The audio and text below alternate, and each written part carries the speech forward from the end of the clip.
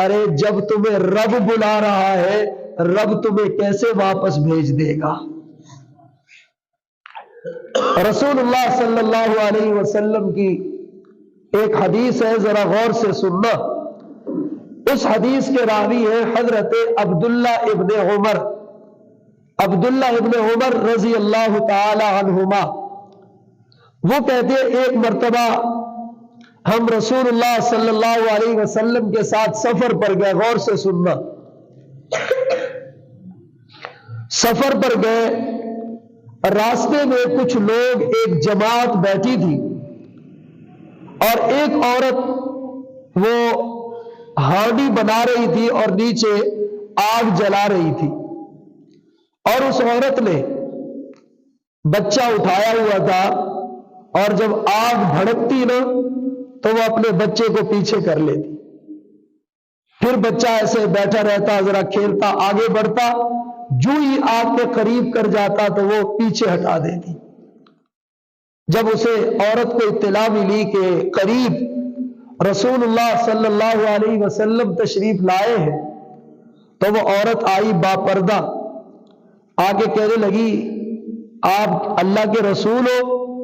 حضور صلی اللہ علیہ وسلم نے فرمایا جی ہاں میں اللہ کا رسول ہوں۔ کہنے لگی کیا اللہ ارحم الراحمین نہیں ہے؟ حضور صلی اللہ علیہ وسلم نے فرمایا جی اللہ ارحم الراحمین ہے۔ تو وہ کہنے لگی یہ بتائیے کہ زیادہ مہربان اللہ ہے یا بچے کی ماں ہے؟ حضور صلی اللہ علیہ وسلم نے فرمایا کہ اللہ زیادہ شفیق ہے، ماں کی شفقت کے مقابلے میں اللہ کی شفقت بہت ہے۔ تو سنو اس عورت نے کیا جملے کہے، کہنے لگی یا رسول اللہ ایک ماں تو اپنے بیٹے کو آگ میں ڈالنا پسند نہیں کرتی، ایک ماں تو اپنے بچے کو آگ میں ڈالنا پسند نہیں کرتی، اللہ ہمیں کیسے آگ میں ڈال دے گے؟ بس اس نے یہ ایسے جملے کہے، حضور صلی اللہ علیہ وسلم رونے لگ گئے۔ کافی دیر حضور صلی اللہ علیہ وسلم سر نیچا کر کے روتے رہے۔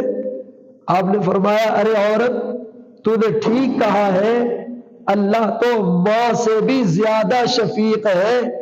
جب ایک ماں اپنے بچے کو جلانا پسند نہیں کرتی تو اللہ اس سے زیادہ ہے کہ وہ اپنے بندے کو آگ میں جلانا پسند نہیں کرتے ہیں۔ ایک تو یہ واقعہ ہے، دوسرا واقعہ ہے اس کے راوی ہے حضرت عامر رضی اللہ تعالی عنہ۔ وہ فرماتے ہیں کہ ایک مرتبہ رسول اللہ صلی اللہ علیہ وسلم تشریف فرما تھے، ایک صحابی آئے، چادر پہنی ہوئی ہے اور چادر کے اندر اس نے کسی پرندے کے بچے اٹھائے ہوئے ہیں۔ اب جب وہ قریب آئے نا صحابی تو وہ چادر کے اندر سے پرندے کے بچوں کی آوازیں آنے لگ گئی۔ حضور صلی اللہ علیہ وسلم نے فرمایا ارے یہ کیا ہے؟ تو اس نے یوں چادر ہٹائی، کہنے لگا یا رسول اللہ یہ پرندے کے بچے ہیں، میں آ رہا تھا مجھے ایک درخت سے آواز آئی جیسے کسی پرندے کے بچے ہوں، میں نے وہ بچے اٹھا لیے، وہ اٹھا کے میں نے اپنی آستین میں اپنی چادر میں چھپا لیے۔ آقا کریم کو وہ صحابی حال دے رہے ہیں کہ یا رسول اللہ میں نے جب بچے اٹھائے نا تو ان بچوں کی ماں آئی اور وہ آ کر کے میرے سر کے اوپر چکر لگانے لگی اور اپنی آواز میں آوازیں دینے لگی، تو میں نے یوں جب چادر ہٹائی نا تو یہ بھی اپنے بچوں کے ساتھ آ کر کے بیٹھ گئی، اپنے بچوں کے ساتھ آ کر کے بیٹھ گئی۔ میں نے اسے بھی گرفتار کر کے قید کر لیا ہے اور اب یہ دونوں ماں اور اس کے بچے آپ کے پاس ہیں۔ اب رسول اللہ صلی اللہ علیہ وسلم دیکھ رہے ہیں تو حضور صلی اللہ علیہ وسلم نے فرمایا ان کو نیچے رکھ دے۔ اب اس صحابی نے وہ بچے بھی نیچے رکھے اور ظاہر ہے وہ پرندہ وہ ماں اسے بھی زمین پر رکھ دیا. اب وہ رہا ہو گئے. اب اصولی طور پر ماں کو چاہیے تھا کہ وہ اڑ جاتی، بچے تو نہیں اڑ سکتے تھے، لیکن وہ پرندہ، وہ ماں، وہ نہیں اڑی کہ جب تک میرے بچے رہا نہیں ہوں گے میں بھی یہاں سے نہیں جاؤں گی. اور یہ حضور صلی اللہ علیہ وسلم کی کمال تربیت تھی کہ وہ دنیا کا کوئی معاملہ ہوتا تو صحابہ کی نگاہ فوراً آخرت کی طرف موڑ دیتے. آپ فرمانے لگے میاں تمہیں اس ماں کے اپنے بچوں کے ساتھ محبت کی وجہ سے رشک آ رہا ہے کہ دیکھو کتنی شفیق ماں ہے کہ اپنے آپ کو قید کرا لیا کہ اگر میرے بچے قید میں ہیں تو میں بھی قید میں جانا پسند کرتی ہوں. صحابہ نے کہا جی یا رسول اللہ حیرانی تو ہو رہی ہے. آپ نے فرمایا اللہ تو اس سے بھی کہیں زیادہ شفیق ہے، وہ تو اپنے بندے کو آگ میں ڈالنا پسند نہیں کرتے ہیں، وہ تو اس سے بھی زیادہ شفیق ہے. اس لیے اللہ بہت جلدی مان جاتے ہیں. آپ کو اللہ کو منانے کے لیے کوئی جماعت لے جانے کی ضرورت نہیں ہے، کوئی جرگہ بنانے کی ضرورت نہیں ہے، کوئی پنچایت لے جانے کی ضرورت نہیں ہے، بلکہ تنہائی میں بیٹھ کر اپنے اللہ سے ایک مرتبہ آدمی کہہ دے درد دل کے ساتھ کہ اللہ مجھے معاف کر دے، ابھی یہ کر دے بعد میں کہے گا اللہ اس کی پوری زندگی کے گناہوں کو معاف فرما دیں گے. اور یہ ایسے نہیں ہے، بلکہ حدیث پاک میں آتا ہے کہ جب اللہ سبحانہ و تعالی نے سیدنا آدم علیہ السلام کو پیدا فرمایا اور پھر ملائکہ کو حکم دیا کہ اس کو سجدہ کرو، تو سب ملائکہ نے سجدہ کیا، لیکن وہ شیطان، وہ ابلیس، اس نے انکار کر دیا کہ سجدہ نہیں کروں گا. اللہ سبحانہ و تعالی نے اس ابلیس لعین کو دھتکار دیا، مردود کر دیا. تو وہ کہنے لگا اچھا اللہ کے سامنے کھڑا ہے، سنو، کسی عام چیز کے سامنے نہیں، کسی عام ہستی کے سامنے نہیں، اللہ کے سامنے کھڑے ہو کر کہنے لگا لأغوینہم اجمعین ثم لآتینہم من بین ایدیہم ومن خلفہم وعن ایمانہم وعن شمائلہم ولا تجد اکثرہم شاکرین. اللہ ان کو سامنے سے، پیچھے سے، دائیں سے، بائیں سے، ہر طرف سے گمراہ کروں گا، تیرا شکر گزار بندہ کوئی نہیں ملے گا، میں ان سب کو گمراہ کر دوں گا. اب جب شیطان نے یہ دھمکیاں دی نا کہ میں سب کو گمراہ کر دوں گا، تو حضرت آدم علیہ السلام پریشان ہو گئے. کہا اللہ جی یہ شیطان نظر تو آتا نہیں، یہ تو میری امت کو، میری اولاد کو، یہ تو سب کو گمراہ کر کے چھوڑے گا، یہ ان کو وسوسے دلائے گا، ان کے دلوں میں آ کے گناہوں کی لذت، گناہوں کی وہ فرحت، خوشی وہ ان کے دلوں میں ڈالے گا، یہ تو میری ساری اولاد گمراہ ہو جائے گی. اللہ اس کو آپ نے طاقت دی ہے، میری اولاد آدم علیہ السلام کی اولاد، اللہ وہ کیسے مقابلہ کرے گی اس شیطان کا، یہ تو سب کو جہنم میں پھینکوائے گا. سنو، اللہ سبحانہ و تعالی نے فرمایا آدم مایوس ہونے کی ضرورت نہیں، اگر اس کو میں نے طاقت دی ہے نا تیری اولاد کو گمراہ کرنے کی، تیری اولاد کو میں نے ایک ایسا ہتھیار دیا ہے جو اس کی طاقت سے بھی کئی گنا زیادہ ہے. یہ گمراہ کرے گا، یہ گناہ کرے گا، کرائے گا، وسوسے دلائے گا، تیری اولاد کو گمراہ کرے گا. میں نے تیری اولاد کو ایک ہتھیار دیا ہے، وہ یہ ہے کہ یہ جتنا مرضی غلطیاں کروائے گا، تیری اولاد میں سے کوئی آ کے مجھے ایک مرتبہ کہہ دے گا اللہ معاف کر دے، میں 60 سال کے گناہ اسی وقت معاف کر دوں گا. پھر حضرت آدم خوش ہو گئے، کہا اللہ تیرا شکر ہے. اس لیے اللہ کی बारगाह से कभी मायूस नहीं होना। देखिए रसूलुल्लाह सल्लल्लाहु अलैहि वसल्लम को आपकी जिंदगी में सबसे ज्यादा गम किसने पहुंचाए हैं? आका करीम को सबसे ज्यादा तकलीफ, सबसे ज्यादा गम वो पहुंचाए हैं वहशी बिन हर्ब ने, जिसने हुजूर सल्लल्लाहु अलैहि वसल्लम के चचा हजरत हमजा को शहीद किया। बड़े गुनाह किए, आखिर इंसान है। एक दिन नदामत हो गई, एक दिन नदामत हो गई। हुजूर के पास पैगाम भेजा वहशी ने कि मेरे गुनाह बड़े हैं, मैं आपके साथ मिलना चाहता हूं, कोई मेरी सूरत बन सकती है? हुजूर सल्लल्लाहु अलैहि वसल्लम ने जवाब में पैगाम भेजा कि जी सूरत बन सकती है, आ जाओ, इस्लाम ले आओ, तुम्हारा काम बन जाएगा।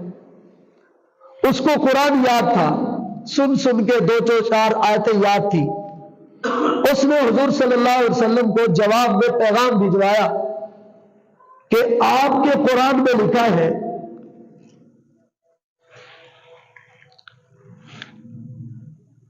वल्लज़ीन ला यदऊन मअल्लाहि इलाहन आखर वला यक़्तुलून अन-नफ्स अल्लती हर्रमल्लाहु इल्ला बिल-हक़् वला यज़नून वमन यफ़अल ज़ालिका यल्क़ा असामा युदाअफ़ लहुल अज़ाबु यौमल क़ियामति व यख़लुद फ़ीही मुहाना। कि आपके कुरान में तो लिखा है जो शिर्क करेगा, कत्ल करेगा, जिना करेगा, अल्लाह फरमाते हैं हम उसे सख्त तरीन अजाब देंगे।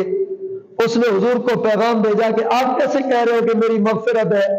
मैंने तो जिना भी किए हैं, कत्ल भी किए हैं, मैंने तो शिर्क भी किए हैं। आपके कुरान में लिखा है कि जो आदमी ये काम करेगा उसने तो अजाब में जाना है। हुजूर सल्लल्लाहु अलैहि वसल्लम खामोश हो गए। फौरन जिब्राइल आए। देखिए एक गुनाहगार इंसान, उसकी माफी के लिए रब अपने फरिश्ते जिब्राइल को नाजिल फरमा रहे हैं। फरमाया जिब्राइल आए और आकर के हुजूर को फरमाया कि इस वाशी को कहो यहां तक न पढ़, आगे भी पढ़, इल्ला मन ताबा, मगर जो तौबा कर ले, वह आमना और ईमान ले आए तो हम उसकी जिंदगी भर के गुनाहों को माफ कर देंगे। तो हुजूर सल्लल्लाहु अलैहि वसल्लम ने यह पैगाम भेज दिया कि चूंकि तौबा का जिक्र है इसलिए तौबा कर ले, तेरी जिंदगी भर के गुनाह माफ हो जाएंगे। उसने कहा जनाब मेरा दिल मुतमईन नहीं हो रहा, मेरी जिंदगी के गुनाह कैसे माफ होंगे? तो हुजूर सल्लल्लाहु अलैहि वसल्लम ने दोबारा पैगाम भेजा और उसमें यह आयत इत्तला फरमाई इन्नल्लाह ला यग़फिरु अन युशरक बिही व यग़फिरु मा दून ज़ालिका लिमन यशा। अल्लाह मुशरिक को माफ नहीं करेंगे, अल्लाह मुशरिक को माफ नहीं करेंगे, इसके अलावा जिस गुनाह को चाहेंगे माफ कर देंगे। अब देखिए वो इस्लाम तो ला रहा है लेकिन नखरे से, और अल्लाह भी कैसे लाड दे रहे हैं। उसने फिर कहा, उसने कहा जी दिल मुतमईन नहीं हो रहा, क्योंकि अल्लाह कह रहे हैं वयग़फिरु मा दून ज़ालिका लिमन यशा, अल्लाह जिसको चाहेंगे माफ करेंगे, मुमकिन है मुझे माफ न करे। तो फिर हुजूर ने तीसरा पैगाम भेजा, फरमाया जाओ उसको पैगाम दो, कुल या इबादियल्लज़ीना असरफू अला अनफुसिहिम ला तक़नतू मिन रहमतिल्लाह। ओ मेरे बंदो जो अपनी जानों पर जुल्म कर बैठे हो, अल्लाह की रहमत से कभी मायूस मत होना। हजरत शाह अब्दुल कादिर रहमतुल्लाह अलैह, उन्होंने इसका तर्जुमा लिखा है, ओ मेरे बंदो जो गुनाह कर बैठे हो, अल्लाह से आस मत तोड़ना, अल्लाह से आस मत तोड़ना, बल्कि हर वक्त अल्लाह की रहमत की तरफ मुतवज्जे रहना। तो ये जितनी अहादीस के तर्जमे किए हैं, इनसे एक बात साबित हुई कि हमारे गुनाहों की मग़फ़िरत में कोई देर नहीं है। अगर देर कर रहे हैं तो हम कर रहे हैं, बस हमारे आने की देर है, हाथ उठाने की देर है, رب کریم ایک لمحے میں زندگی بھر کے گناہوں کو معاف کر دیں گے۔ اس لیے اس رات میں استغفار اور توبہ، اور چوتھا کام ہے نوافل، اور پانچواں کام ہے دعا۔ یاد رکھیے، اللہ سے دعا مانگنی ہے، دعا پڑھنی نہیں ہے۔ ہم لوگ دعا پڑھتے ہیں، دعا پڑھنی نہیں ہے، دعا مانگنی ہے۔ اب آپ کہیں گے پڑھنے اور مانگنے میں کیا فرق ہے؟ پڑھنا تو یہ ہے کہ آپ ایسے پڑھتے جائیں، استغفر اللہ ربی من کل ذنب واتوب الیہ، یہ ہے پڑھنا۔ اور مانگنا یہ ہے کہ یہ تصور کرے کہ میرے اللہ میرے سامنے ہے اور میں اپنے اللہ سے باتیں کر رہا ہوں، اور میں اپنے اللہ کو کہہ رہا ہوں اللہ مجھے معاف کر دے۔ یہ مانگنا ہے۔ جب انسان یقین کر لیتا ہے کہ میرا اللہ مجھے معاف کرنے والا ہے، میرا اللہ مجھے معاف کرنے والا ہے، اور وہ بندہ یقین کے ساتھ اپنے اللہ سے مانگتا ہے، تو اللہ اپنے بندے کو خالی نہیں لوٹاتے ہیں۔ اس لیے ایک تو اس رات میں عبادت کا اہتمام کرنا ہے، اور یہ بھی نہیں ہے کہ آپ ساری رات جاگیں۔ جتنی آپ میں ہمت ہے آپ اس حد تک جاگو، اس سے زیادہ نہیں۔ اور یہ نہیں ہے کہ اپنے اوپر کوئی چیز فرض کر لو، واجب کر لو کہ میں نے ایسے کرنا ہے۔ دیکھیے حدیث پاک میں آتا ہے التزام ما لا یلزم حظ الشیطان، فرمایا غیر لازم چیز کو لازم سمجھنا یہ شیطان کا حصہ ہے، یہ شیطان کا حصہ ہے کہ ایک کام لازم نہیں ہے، یہ کہہ رہے کہ نہیں یہ لازمی ہے۔ اب غیر لازم کو لازم سمجھنا یہ شیطان کا حصہ ہے۔ جس کی جو حد ہے اس کو وہاں تک رکھو، اس کو اس درجہ نہ بڑھاؤ کہ شریعت کی حد سے بھی کراس کر جاؤ۔ ایک تو عبادت کرنی ہے، دوسرا اس رات میں زندگی میں ایک بار قبرستان چلے جاؤ، زندگی میں ایک بار قبرستان چلے جاؤ۔ ہر 15 شعبان کو قبرستان جانے کو لازم سمجھنا یہ غلط ہے۔ دیکھیے رسول اللہ صلی اللہ علیہ وسلم اپنے 23 سالہ دور نبوت میں ایک مرتبہ بقیع شریف میں تشریف لے گئے ہیں، قبرستان میں، جو آپ حضرات جانتے ہیں مسجد نبوی شریف کے اس طرف قبرستان ہے جسے جنت البقیع کہتے ہیں۔ اس میں حضور ایک مرتبہ تشریف لے گئے، اور وہ 15 شعبان کی رات تھی، اور وہ بھی عجیب واقعہ ہوا کہ وہ رات رسول اللہ صلی اللہ علیہ وسلم نے قیام کرنا تھا حضرت عائشہ کے گھر۔ حضرت عائشہ کافی دیر انتظار کرتی رہی، حضور تشریف نہیں لائے، رات کافی گزر گئی۔ اب حضرت عائشہ رضی اللہ تعالی عنہ اٹھی کہ باہر دیکھوں آقا کریم صلی اللہ علیہ وسلم آج میری باری ہے، آج میرے گھر تشریف لانے تھے، آج کدھر چلے گئے؟ فرماتی ہے جب میں باہر گئی نا، حضور صلی اللہ علیہ وسلم بقیع قبرستان سے واپس آ رہے تھے۔ آپ فرمانے لگے عائشہ کیا ہوا؟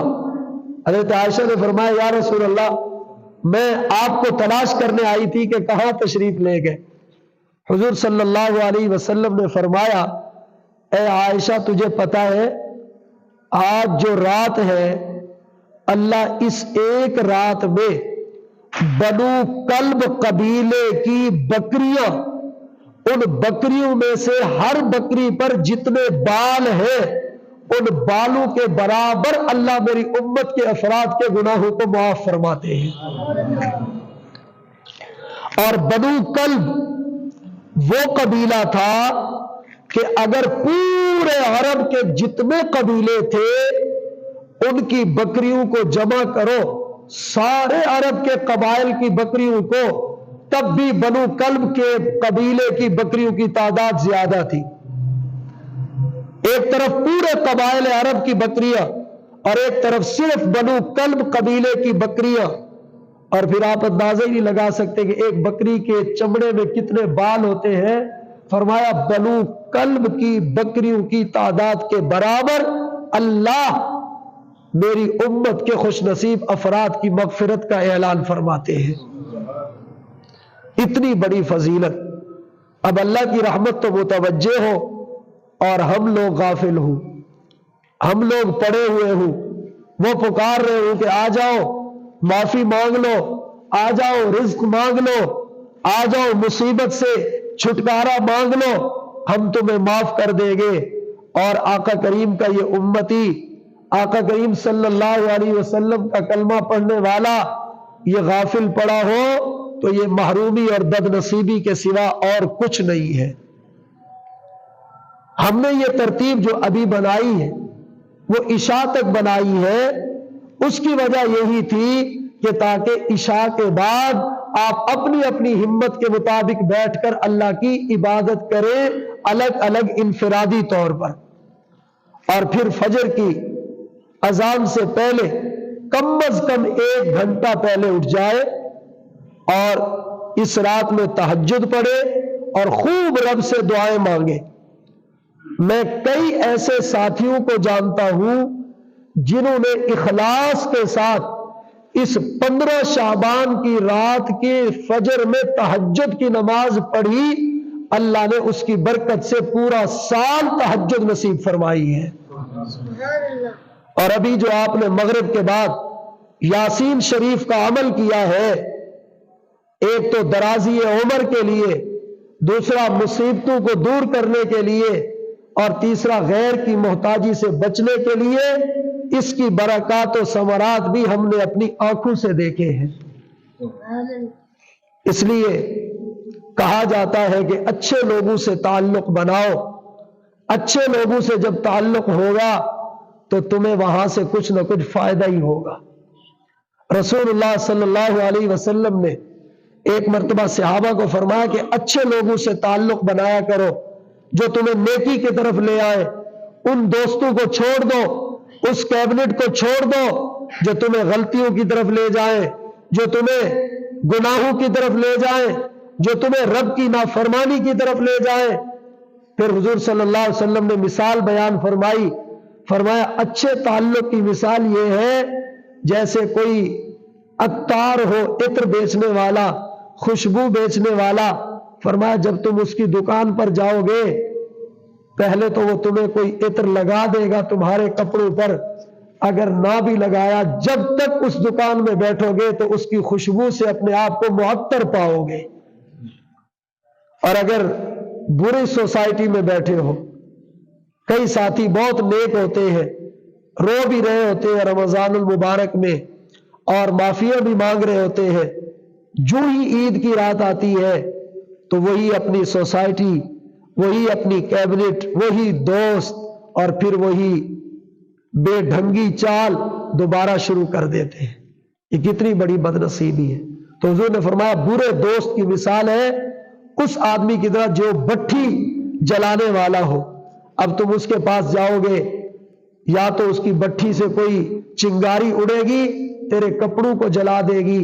آقا کریم صلی اللہ علیہ وسلم نے فرمایا اگر تیرے کپڑوں کو نہ بھی جلایا پھر بھی اس کا دھواں تو تجھے آتا رہے گا، اس کا دھواں تو آتا رہے گا. ہمارے ایک بزرگ تھے سلسلہ چشتیہ کے، ایک مرتبہ اپنے مسجد میں تشریف فرما تھے، گلی سے ایک سنگترے بیچنے والا گزرا. اس نے ایک جملہ کہا، اس نے کہا چنگے سنگترے، چنگے سنگترے. تو حضرت رونے لگ گئے. مرید بڑے حیران کہ اس میں رونے کی کیا بات ہے. وہ تو کہہ رہا ہے کہ چنگے سنگترے، اچھے سنگترے ہیں میرے پاس، آ کے لے لو. حضرت سے پوچھا حضرت اس میں رونے کی کیا بات ہے. حضرت نے فرمایا میاں اس کے الفاظ پہ غور کیا ہے، وہ کہہ رہا ہے چنگے سنگ ترے، جس کے اچھے تعلق ہوں گے وہ تر جائے گا. چنگے سنگ ترے، جو اچھے تعلق والا ہے، اچھے لوگوں سے جس کا تعلق ہے، اٹھنا بیٹھنا ہے، آنا جانا ہے، خدا کی قسم وہ کبھی بھی محروم نہیں رہ سکتا، وہ کبھی بھی محروم نہیں رہ سکتا. چنانچہ آپ کی جو یہ مجلس ہے اس میں کچھ لوگ آتے ہیں ذکر کے لیے. کوئی اگر ایسے آ کے بیٹھ جائے کہ مجھے فلاں صاحب سے کام ہے اور وہ چونکہ یہاں بیٹھے ہیں لہذا جب فارغ ہوں گے میں ان سے مل لوں گا. یہ مجلس جب ختم ہوتی ہے نا تو وہ جو کسی سے ملنے کے لیے آیا تھا ویسے بیٹھ گیا, اللہ کہتے ہیں میں نے اس کو بھی معاف کر دیا.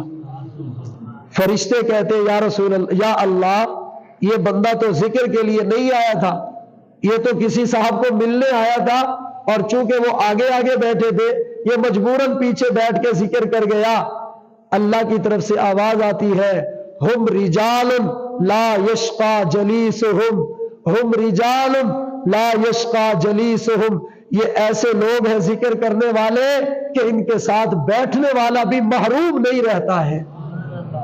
اس لیے کوئی بھی یہاں سے محروم نہیں جائے گا. اللہ سبحانہ و تعالی اس رات کی قدر کرنے کی توفیق عطا فرمائے. آپ حضرات نماز کے بعد یہی مسجد میں اپنے گھر میں ایک عبادت کا ماحول بناؤ. تلاوت قرآن, پہلا کلمہ, تیسرا کلمہ, استغفار, نوافل اور دعا, یہ کام کرو اور اپنے اللہ سے زندگی بھر کے گناہوں کی معافی مانگو. اپنی مشکلات اپنے اللہ کے سامنے بیان کرو.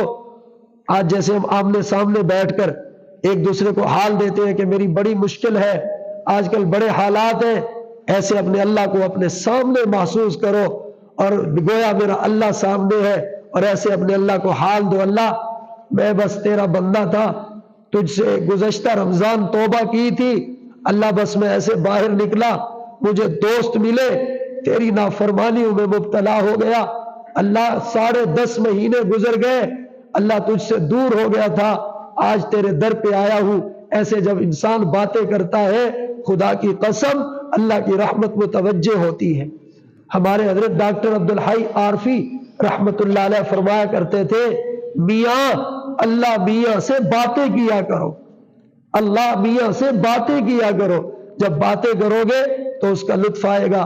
اللہ سبحانہ و تعالی ہم سب کو اس رات کی برکت نصیب فرمائے اور آپ حضرات کی آمد کو قبول فرمائے. وآخر دعوانا الحمدللہ رب العالمین.